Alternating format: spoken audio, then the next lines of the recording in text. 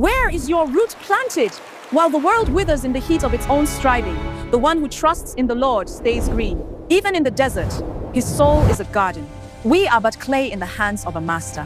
When we are marred, he doesn't discard us, he reshapes us. Your brokenness isn't the end, it sets just the raw material for his next masterpiece. But be warned, stubbornness has a breaking point. A jar smashed in the valley cannot be mended by human hands.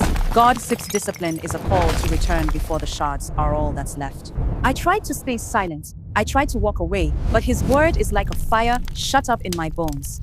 It consumes my hesitation and fuels my courage. I cannot hold it in. Look past the ruins. From the stump of a fallen kingdom, a righteous branch is rising. A king who reigns with justice is coming, and his name is the Lord our righteousness. Surrender is the only path to survival.